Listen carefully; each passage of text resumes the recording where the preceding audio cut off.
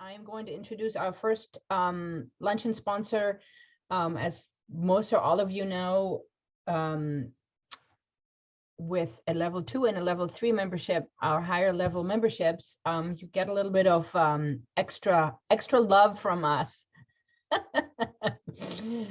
So Steve, if next year you want to go to a level 2, we'd be happy to send you an invoice for a level 2, not just for a level 1.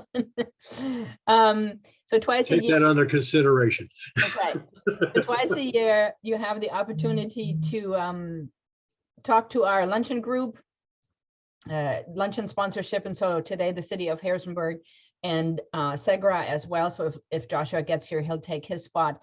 Will tell us a little bit about themselves, and then I will talk about a little bit about what the Tech Council is doing, and then I'm going to introduce Rachel. So Pierce, why don't you give us a minute about the city of Harrisonburg? Thank you. Hey, everybody. I'm Pierce McGill. I'm Assistant Director of Economic Development for the city of Harrisonburg. So our mission is to grow jobs in the city. So we have a variety of programs and resources, whether you're a startup business, an existing business, or new to the area. We can connect you with state resources, city resources to help your business grow. So variety of stages of resources to help you. I won't go into everything in detail. There's a lot out there, but if your business is growing or you're starting, give us a call. You can check out everything we have to offer on our website, harrisonburgdevelopment.com. We've put everything out there as well as news about new businesses or new programs. So check out our website. Hope to hear from you. We're glad to be a part of SVTC and looking forward to Tech Night on May 4th. Plug.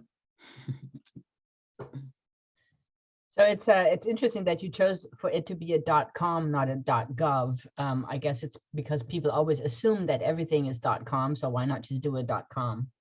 Exactly. They're actually, the city has a holder page for our department on the .gov, so that would have created, but we needed the flexibility to be able to move quickly and update our own, so we create our own site. Exactly. There you go. All right, so there's Rick Williams. I'm going to let him in, but I don't see Joshua. So when he gets here, I will introduce him. Talking about the Tech Council, this is the, I want to say, most important time of the year for the Tech Council. It is the 4 weeks between February 15th and March 15th when we collect nominations in 8 categories for Tech Night. So there are sponsors, obviously, who are very interested in nominees and celebrating and highlighting what is going on in these 8 award categories. And the Tech Council, one of our core missions is to show that the Shenandoah Valley is not Cowtown.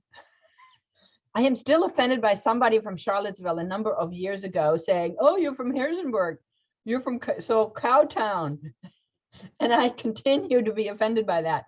So I continue to want to show to the world, and that's what the Tech Council does, is show everybody that there's technology happening, innovators, entrepreneurs, leaders, utilizers of technology, as well as creators of technology in the Shenandoah Valley. So we highlight that at Tech Night.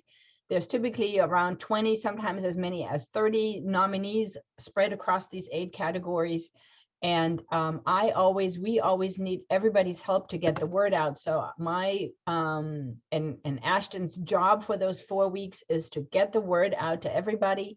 But if you are subscribed to our newsletter, I'm going to post a link in the chat here in a minute so that you can see what those 8 categories are. I need every single person's help. And I want to say that while we sometimes have a really good representation of the middle of the valley, for nominees, I wish and hope for more nominees from the northern end of the valley and the southern end of the valley. So whoever has connections or can introduce me to people in the northern end of the valley, I would love to have a phone call, Zoom call. It doesn't matter, because I need to show a little bit. We need to show off the technology users and creators from Winchester and from Lexington and Buena Vista and those areas of the valley a little bit more, Warren County as well.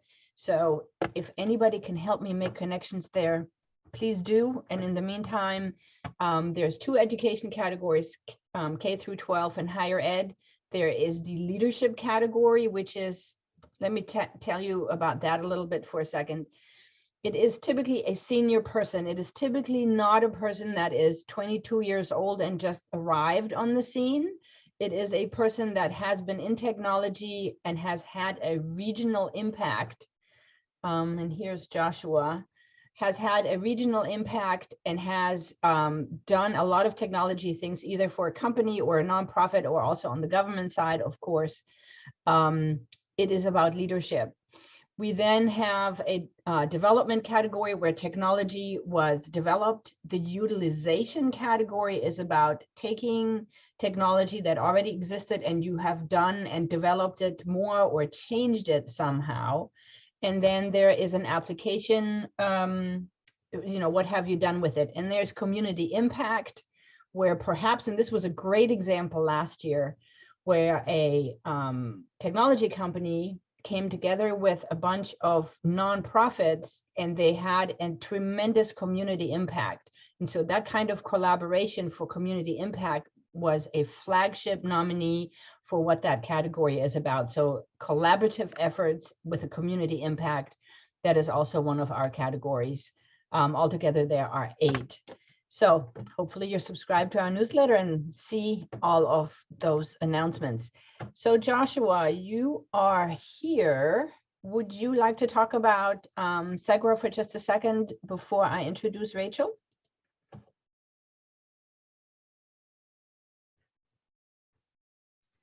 Hello, yes. Good morning. Hey there. Sorry, I'm late to the party this morning. A 2-year-old. Enough said, right? Yes, it does. No, I appreciate the opportunity to share a little bit about SEGRA. I'm the fiber field sales rep. Again, my name is Joshua Harnish. I support all of the Shenandoah Valley happily in doing so. And so last year, hopefully we're doing that again this year. I'm, for lack of better phrasing, the face of the company here in the Valley.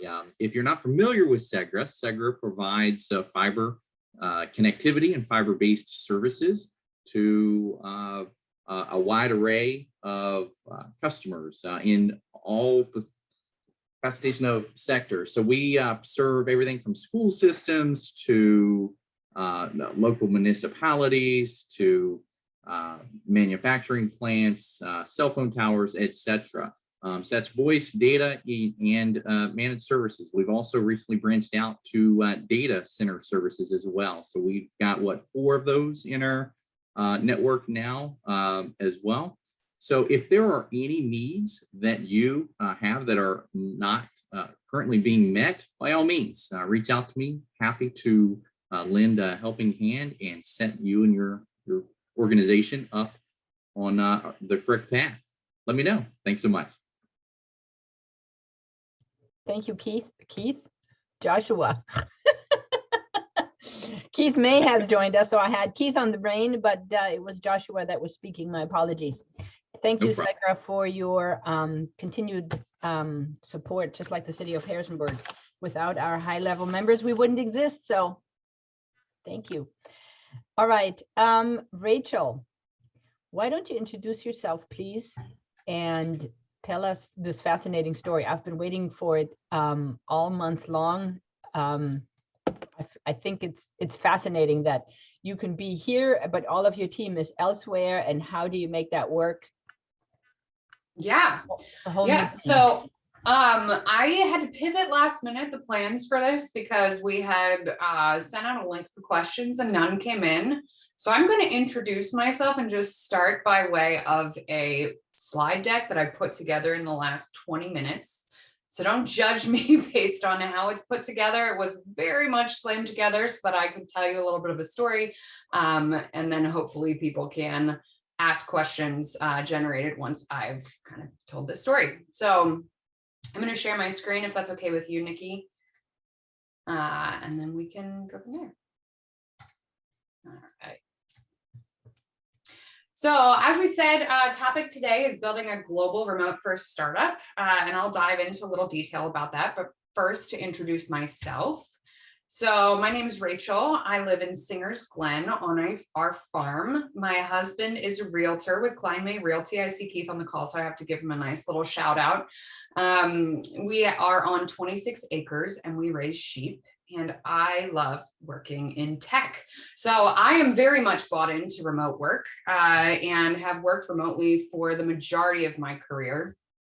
So I started my career coming out of Eastern Mennonite University, so in the Valley, in 2010, working for Rosetta Stone. And initially I was just working out of downtown in Harrisonburg, but then pretty quickly started working for a boss who was located in DC, and so would commute pretty frequently to DC when I was working at Rosetta Stone.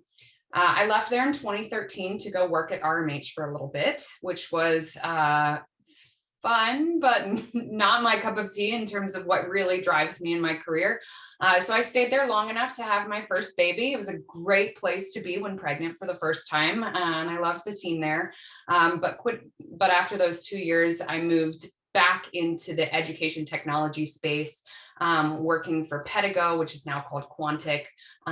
There's a small office in downtown Harrisonburg for Pedigo. So those of you who know Nate Brustein or Isaac Mast or Sarah Harder, all of them are still there. I was initially hired there to help their content operations team, and quickly, after about a year, while I was getting my MBA from JMU, became their director of operations. So I was there for about 4 years. I would call them a hybrid company because they had 2 offices. They had an office in Washington, DC, in Georgetown, and then they also had the small office in Harrisonburg. For a short time, they also had an office in Truckee, California, which is a long story. But then they also had a large portion of the team that worked fully remotely. And so when I was director of operations there, I was responsible for all of HR, talent acquisition, finance, accounting, legal, and compliance. And one of my big wins there was helping to get them accredited. They were an MBA degree granting institution by the time I left. And then I left there to go work in a completely different industry. So I'm now at Shogun, which is an e-commerce website, SaaS product. I started as director of operations there and am now chief of staff. And I'll go into a little bit more detail there and tell you a little bit more about Shogun and their operations. So a little bit about Shogun, the company. We have 2 e-commerce SaaS products, so software as a service, completely in the cloud. Our first flagship product was Shogun Page Builder, which was released in 2015. It was released primarily as an app on Shopify. So for those of you who aren't familiar with e-commerce is basically if you and I go to a website, if you want to buy a shirt and you go to gap.com, gap.com is likely, maybe not, I don't know, it's an example, but it's likely powered on the back end by something like Shopify, if not Shopify. But if you want to see a beautiful website on the front side, you might use something like Shogun Page Builder to build that. So what Shogun Page Builder does is it's kind of like a WordPress for e-commerce, where it allows you to build your website using drag and drop tools. You don't have to be a software engineer in order to use it. And we have over 20,000 paying customers on Shogun Page Builder. That one serves customers who are mom and pop shops through major brands. And you can see some of those reflected at the bottom that you would recognize. I would imagine Fila, K-Swiss, for example. And then Shogun Frontend is our higher tier product that we released in 2021. We've got 20 customers and growing on there. You see the pricing starts quite a bit higher for that platform. And that's directed more at the mid-market enterprise and above. So while I was there, it's been a wild ride at Shogun. So we were founded in 2015. We were bootstrapped to profitability, which means that they kind of limped along with no funding for a while until they became profitable. Entered Y Combinator, which for those of you who aren't obsessed with Silicon Valley is a startup incubator. It's one of the most well-known ones in the United States. Came out of that and did a seed round with initialized capital as the lead. I started in 2019, a couple weeks after they closed the Series A funding round, where they raised $10 million. I ran the due diligence for our Series B funding, which was $35 million with Excel in 2020. And then we had a Series C investment of $67.5 million in 2021, and that was led by Insight Partners and was another one for which I was fortunate to do the due diligence process. So that was a lot of fun and a wild ride. We are now about 200 people across 21 countries, and we have always been remote. So we have never had any sort of a physical office space beyond a short period of time where we rented an apartment in San Mateo, California, that our CEO worked out of. I did go visit that headquarters, but we closed that during COVID because it wasn't worthwhile to have it. So I joined Shogun as employee number 37. I grew us to 150 team members across 20 countries before I handed off the entire discipline of people and talent acquisition. We closed the Series C funding round before I handed off all of finance, accounting, legal, and operations and switched into my current role as chief of staff to the CEO. And my main focus now, beyond being an extension of the CEO and giving him leverage across the company, is on strategic planning, strategic communications, and strategic projects. So operations means very different things in different industries, and also means different things even in the SaaS space. So I just wanted to kind of give you a sense of what my role has encompassed both at Pedigo and at Shogun, which is why I'm having this conversation with you today. So as I mentioned before, my overarching responsibilities as director of operation included people. So that's all of HR, people operations, your payroll, that kind of thing, benefits, talent acquisition, so recruiting, accounting and finance. So all of our bookkeeping, all of our financial forecasting, all of that sat with me. Legal and compliance, so anything related to our contracts, anything related to privacy laws, and then business operations and miscellaneous. So for a short period of time, I was managing things like our security, which I know nothing about. We now have someone who's fully responsible for security. Also IT and a myriad of other things. I was kind of the catch-all for when someone didn't know who to deal with something, I would just figure out how to deal with it. So why we're all here today. So benefits of remote first. Well, from a personal perspective, I can say that I live on a farm in Singer's Glen, and yet I'm working with this VC funded Silicon Valley startup. I get to work with people all over the world and live the lifestyle that I want. My husband and I, very early on in my career, really wrestled with whether we should move to a big city to open up job opportunities for me in particular, because we knew I loved working in tech. And I still remember sitting on my porch on Raleigh Pike while I was working at Rosetta Stone and looking out over the sunsets on the hills and saying to my husband, we can't move out of the Harrisonburg area. The Shenandoah Valley has really become a huge part of what matters in our lifestyle. And so we made a commitment to figure out some way that I was going to stay in the career that I loved long-term, while doing it from where we wanted to stay long-term. So I'm a big fan of remote first because it allows you to live the lifestyle you want while being in an industry that is exciting. From a company perspective, it gives you a leg up on hiring. There's a much larger talent pool, especially if you're hiring internationally. Remote first is also very attractive to many candidates, especially after everything that has happened with COVID. And like I said, we've been remote since the beginning. And so we had a little bit of an easier time than many companies who had to suddenly move remote. It also gives you a leg up on retention because, and this is less so as more companies go remote, but once you get into a company that has the level of flexibility you can get from a remote company, you're more likely to stay. It's a little bit harder to find that flexibility because there's not a huge number of remote jobs in the space.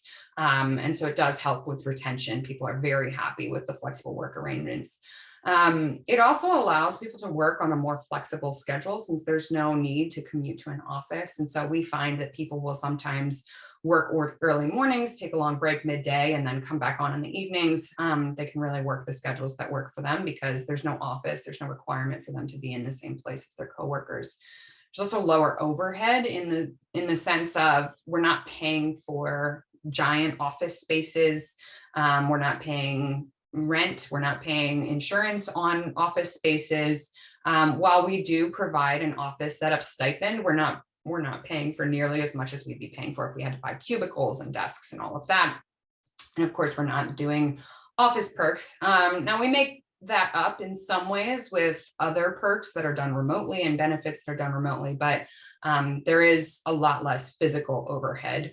And then you can make sure that you have a lot more diversity when you're hiring remotely, because you're hiring from a much broader swath of people, and diversity, equity, inclusion is very, very important to us as a company. And so we see that as a huge benefit.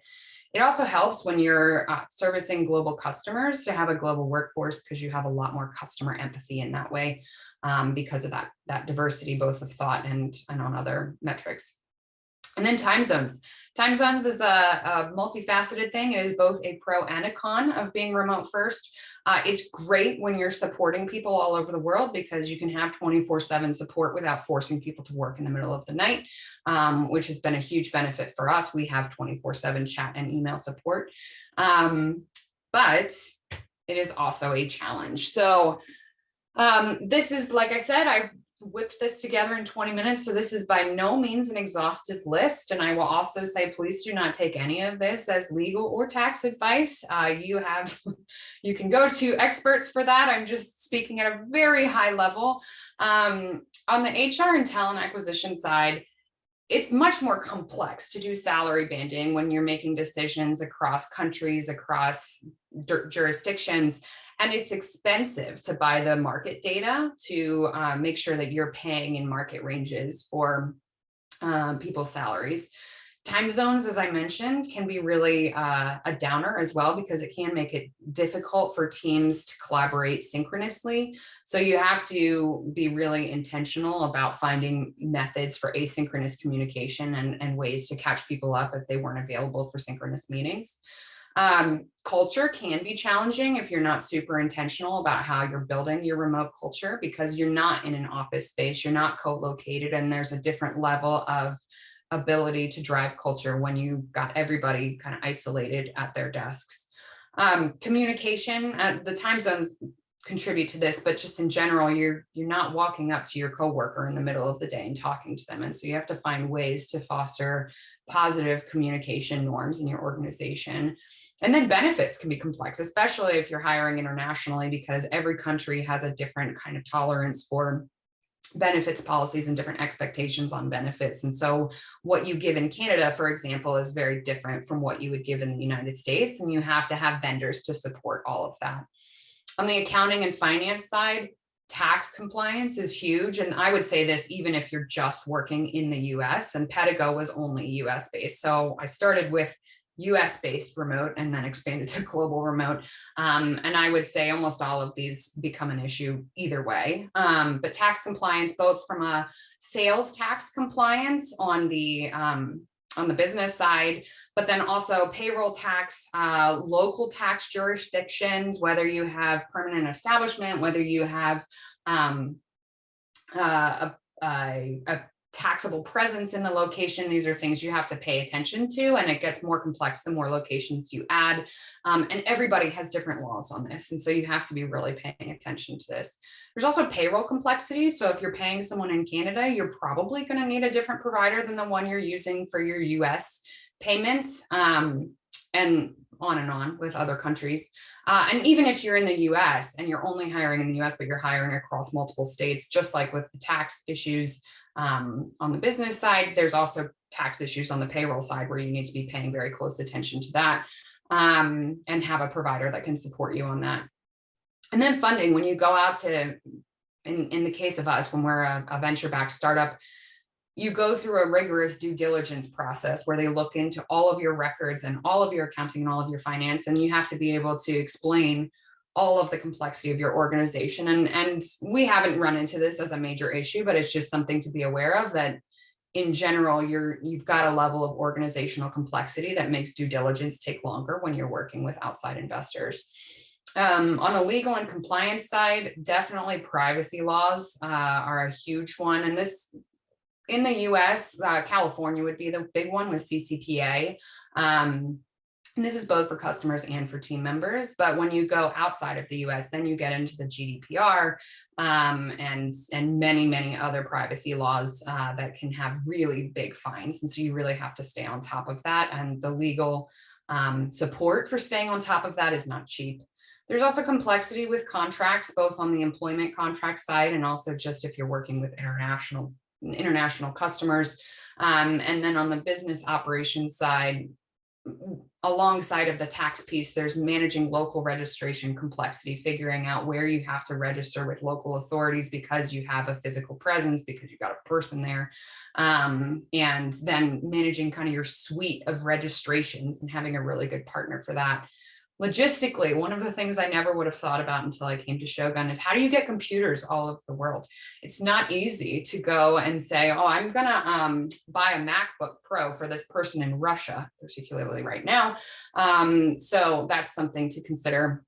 And then security complexity, especially when you're hiring internationally. Every country has a different amount of kind of risk from a security perspective. And then also when you're remote, you're not controlling the frameworks that people are logging into unless you're using some sort of a VPN. And so there's just a level of thinking through, if someone's on their own personal Wi-Fi, what kind of exposure are you having versus if you have control over the Wi-Fi network. And then I had an asterisk on payroll complexity because when you're a global startup, you're also more subject to kind of the bigger global things that are happening. And so we as a company are today impacted by what's happening in Russia and the Ukraine because we have individuals in both locations and may not be able to pay them. So that is a complexity that you don't have quite as much when you're more locally based. So top pieces of advice I would have, and again, I could go into much more detail on this. This is what I came up top of head. Intentional culture cultivation. So being really explicit about values and culture. And I would say this is important anytime you're managing HR in any company, but especially remotely, you need an overemphasis on strong communication practices. And we have that documented and we go through onboarding. What are our cultural and communication norms? We also have far more than just the legalese in our handbook. We have a global culture handbook that talks about the ways that we work, what's important to us as a company, what do our values look like in practice. And I would argue, especially in a remote company, that's really important because people aren't seeing every day your culture manifested face to face. I would also say be really good about picking who you partner with for all of your operational strategies. So that's your payroll providers, your lawyers. I went through 3 law firms before I picked our final lawyers, and they're amazing, but there are some lawyers that aren't amazing at helping remote startups. Entity management, good accountants who know what to do with international or distributed startups, because some are used to just local tax complexities. And when you're remote and distributed, you need accountants that are able to support multiple locations and the tax complexities that come with that. And the same is true of bookkeepers if you're going to have any sort of international books. You have to be really intentional about your tools. Make sure your tools are going to work everywhere you are. Be thoughtful about what tools you're going to choose as your single source of truth. We did not do a great job of this initially, and now we're working on paring back because at times we had 5 different tools doing the same thing in different departments. And then an active risk mitigation and compliance management, being aware of where you have potential risk and how you're managing your compliance strategy across all of those various complexities I mentioned in the last slide. So that was remote distributed company growth in a nutshell. So I would love to hear any questions people have. I know I covered quite a bit and I went pretty quickly, but really wasn't sure what people would want to hear. So tried to be broad. Can you go back to the last slide? On the advice? Yes. Sure. Please.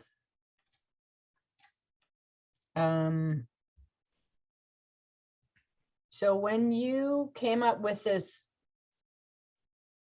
booklet or compilation of your communication practices, how did you come up with that? Is there like a team meeting and then somebody's pointed out and then we come up with these values? Or, I mean, how do you even go about that process? And how do you inform with global participants what that should be like? Because I'm sure Americans communicate different than Russians, Australians, or South Africans.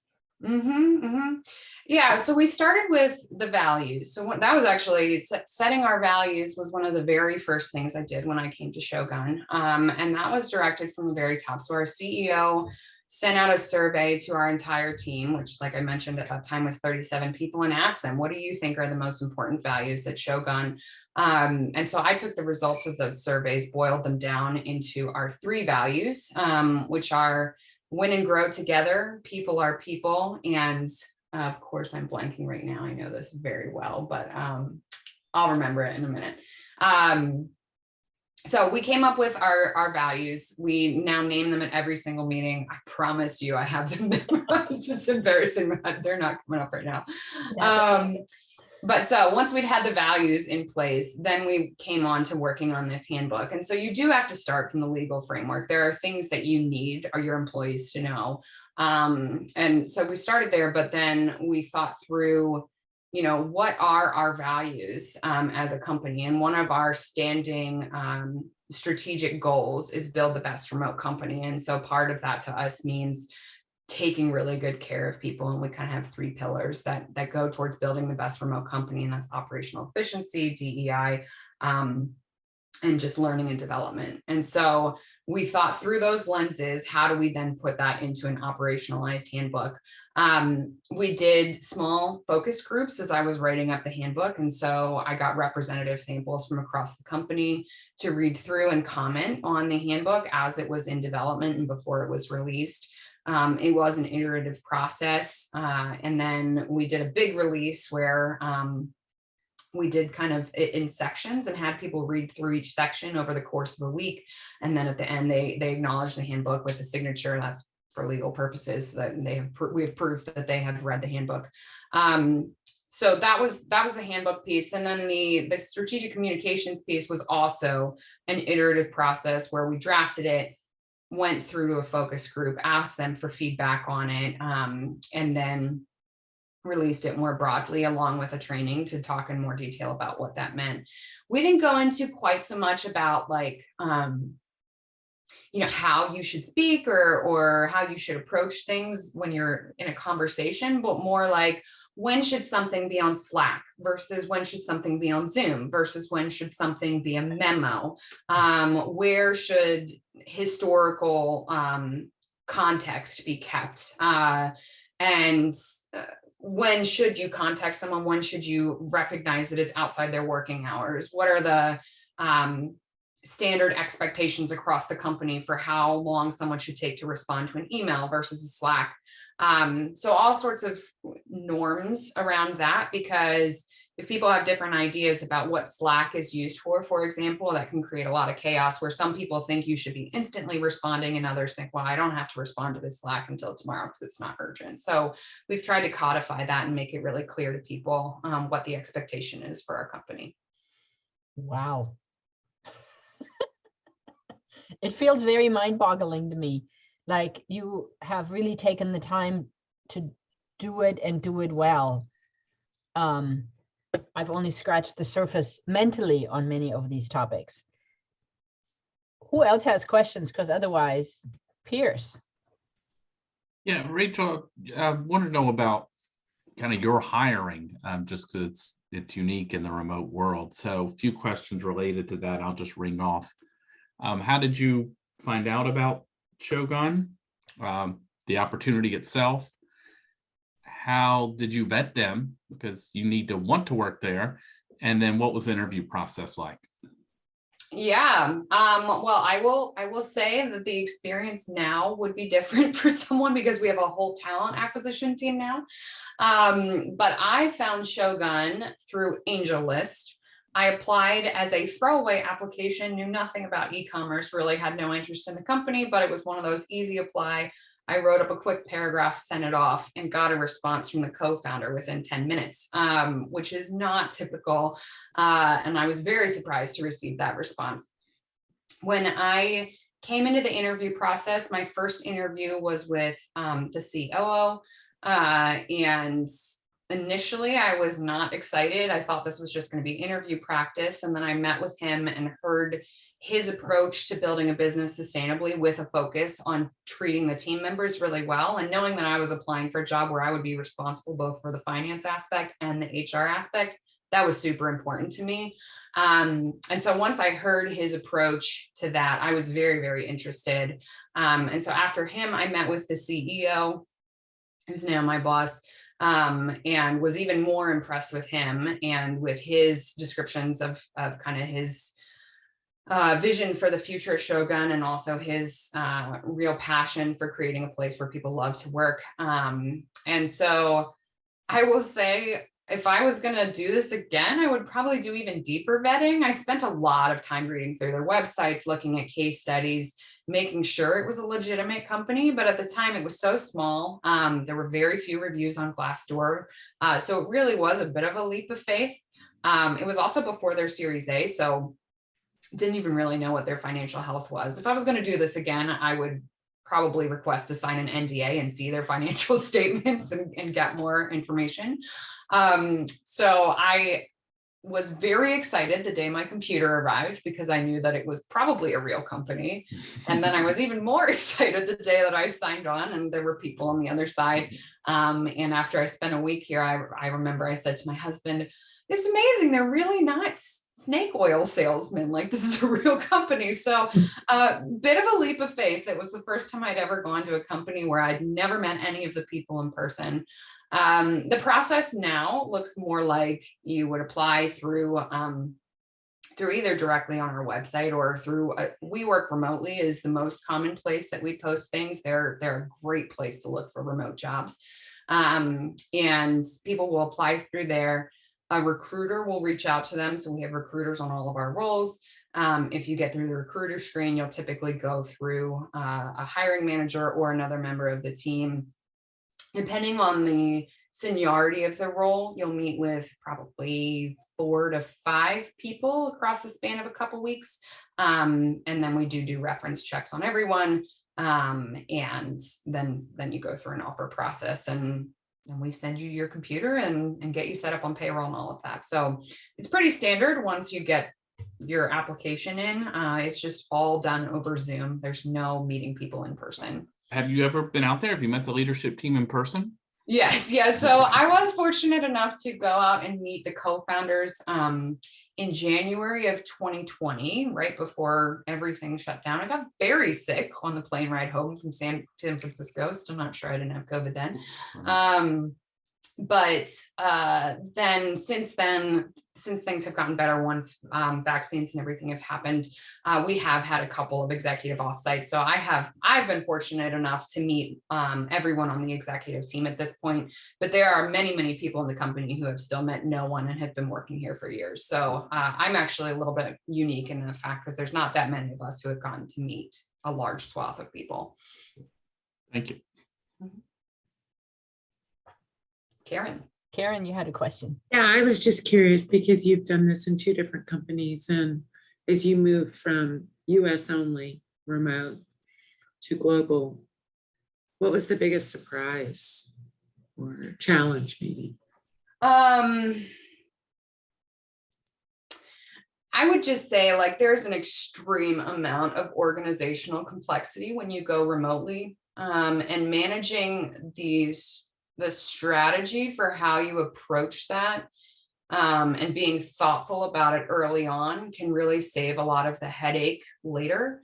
So I would say, like, in the US, compliance is relatively straightforward so long as you have a strong payroll vendor. And for early stage startups, until you get to 100, 150 people, I would recommend using something like a JustWorks, because they are set up to hire all over the United States, and they have the payroll set up. And they will help you with all the compliance, because every state has different rules about when you send a final paycheck and that kind of thing. But the compliance is not that hard if you have the right partners in the US. Internationally, you have to consider things like, how are you hiring those people? And so there are multiple avenues for doing that. You can have an entity, and we have an entity in Canada, and we have an entity in the UK.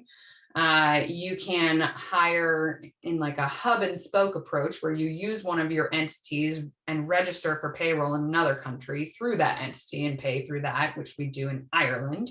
And then you can take the route of hiring people through a PEO, or internationally it's more called an employer of record, which is basically where you're using somebody else's entity and contracting directly with that entity. And technically your employees are employees of that entity, but you flow through the payment through them. And then the third and most questionable from a compliance standpoint, depending on what country you're in, is contractors. And the laws are different in every country, and the laws are different as to which of those is the better solution and which is more recognized in that country. And it's not as straightforward as saying, well, you should never hire contractors, because there's certain countries which have a specific classification for contractors that fits what we would call employees in the US. And there's others that don't recognize employers of record, but you could still do it even though the countries don't recognize it. And so there's just a level of complexity to hiring internationally that you're not going to see if you're following remote companies on LinkedIn. They all talk about how amazing remote is, and especially the ones who are providing payroll services and stuff for remote team members. They talk about how easy it is to hire remotely, but they're never talking about the complexities from a legal and an accounting perspective when you're hiring internationally. So if I was founding my own company, I would probably not do it, just because it is so complex and it's so much work. But I do love having the benefits of international colleagues all over the world. It's a lot of fun. And like I said, the diversity of thought is really, really nice. So just a quick follow-up on that. So these employees that you have that are with a separate employer of record, do they get the same benefits and the same inclusion as treated like employees? Yeah, so everybody, we call our team members Shogis, so that there's no difference in name. And so unless you're on the back end and you know kind of what their classification is, you're not going to have any concept of the fact that they're treated any differently. But there are kind of country specific benefits. So if you're in Canada, you're getting a different suite of benefits from what you would get in the United States. And that's because Canada has a different health system than we do. And so their healthcare benefits are going to look different than the offerings we have in the United States. Just like if you were to go to UK, that's even more different from Canada. The big thing that they have is a pension with a required contribution from us, which we also have, a 401k in the US with a contribution, but everything looks slightly different depending on where you are and your status. But we are constantly working to provide more equitable distribution of benefits across the different locations, while again mitigating that classification risk. It sounds mind-boggling. I mean, the complexity is just mind-boggling. How do you not work 28 hours a day? Well, I will say, when I was director of operations, there was a bit of, my CEO described it as having boiled the frog, me being the frog in this case, because we waited too long to hire some support, because there was so much going on. So it is incredibly complex. That I would say what saved me was having really, really good outsourced vendor support. We have amazing lawyers, really good accountants, really good payroll providers. And so there was a lot of people that I could lean on for expertise in these various areas when anything came up. But yeah, the complexity of being a remote organization is you do have to be very thoughtful about how you set up your organizational structure to accommodate for all of that. And of course, it helps if you are a successful company that has money coming in so that you can spend money on the services and all of your providers and your lawyers and whatever, so that you can pay for the help that you need. Yeah. Yeah. So when did the company start? It started a number of years before you got there, right? 2015, and I started in 2019. Okay, so they were definitely successful by the time you got there. Yeah. Good. I have another question, unless somebody else has a question. How do you do the synchronous and asynchronous communications, especially across time zones? So let's assume that they all speak sufficient English, okay? So I'm going to assume that, right? Number one entry requirement is you must speak sufficient English to work here. Yep. But aside from that, you have different holidays, and then you have different time zones. How do you do the synchronous and asynchronous meetings and time zones? I mean, sorry, communications. Yeah, so this really differs by team. So when we talk about our international workforce, the majority of people who are hired internationally are on either customer support or engineering, so R&D. And so the way that R&D has worked with that is they use the squad model, meaning that we've got designers paired with engineers, paired with product managers. And they've tried to put those groupings of people together in a way that is optimized for time zone, in addition to the skill sets that they're for the work that they're doing. And so you've got a squad that is basically operating on the Philippines time zone, for example. Across the US, I mean, my boss is in California, and so I come on in the morning and I have 3 hours before he gets online. And I love this because it means I got 3 hours of quiet before my boss comes online and has questions for me. He likes it because he can tee up my next day the night before because he's on 3 hours plus after I get offline.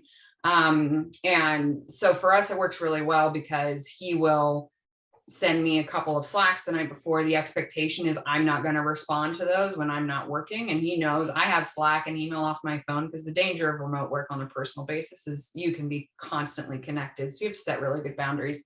Something it took me a little while to learn. So there's just because of those communication norms, there's an expectation that you're not going to be constantly on, and that you're going to be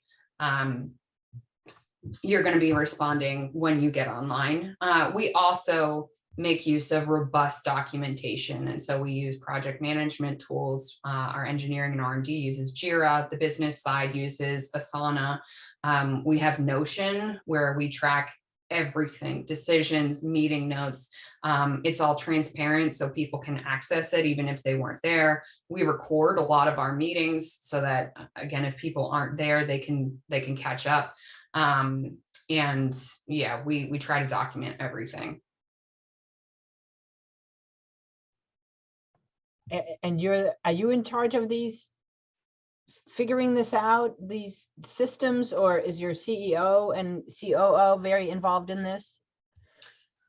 The communication norms have been iterative over time. Our VP of people is kind of responsible for maintaining and updating those as time goes on, but the executive team as a whole is really involved in making sure that those are being adhered to.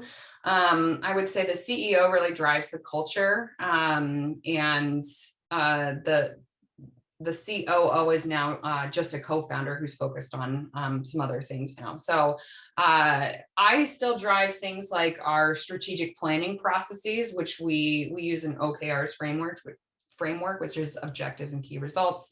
And we have all of our company-wide goals are transparent. Anybody can look in and see what the goal is for the year and for the quarter. So I maintain that side of things. And then our engineering leadership is responsible for managing, or the R&D leadership is managing the R&D documentation. So it's fragmented across the org who's responsible for what. And who knew that this is all happening, in, what is it, not Singer's Glen? What did you Singer's say? Glen, yeah. It is Singer's Glen. Yep. I'm in total admiration and totally wowed and over the moon about it. Joanna, you have a question. Yes, Rachel, so for an organization like ours who are sort of in the startup point of we are managing multiple states manually and looking into the PEO, and I actually literally just talked to JustWorks yesterday. How would you recommend vetting just the professional employment organization or an employer of record in order to move from the manual, like, making sure that you're going to each state and making sure you're compliant that way to an organization that does that for you? Yeah, what I've done in the past is asked those specific providers, if I'm doing a request for proposal, or if I'm evaluating multiple solutions, I will ask them to connect me with current customers who they think have been really pleased. And obviously you can take what those customers say with a grain of salt, because they're only going to give you their happiest customers. But for example, we were thinking about outsourcing our IT to Electric AI, who insisted that they could support all of our use cases. And I had them connect me with a customer, and I ran through with the customer, what were the things you thought you were getting that you didn't end up getting? What was surprising to you? And they went from saying all the most amazing things about this company to, well, you should probably check on this thing because we really expected they'd do this and they didn't. And that was a deal breaker for us, for them. And so I think asking those kinds of questions, what did you think you were going to get with this solution that you didn't get and you still have to do yourself, is a big thing.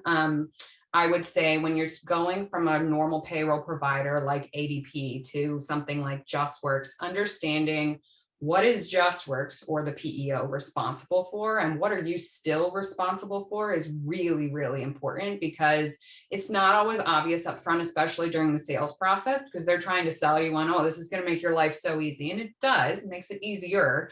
But there's still quite a bit that you still have to manage and take care of. And so it shouldn't dissuade you from going with it, but knowing those things is really important. So those are the two things I'd say. It's just make sure you understand what it is that they're offering and what they're not, and then talk to current customers, say, you know, what made you choose them over someone else? What were you surprised about? Like, what's something you'd change about what they're doing? That I've found that really helpful. Thank you. That's good advice. Yeah. And someone asked if we have a careers page. We do. And I'll just drop that in the chat in case anyone's interested.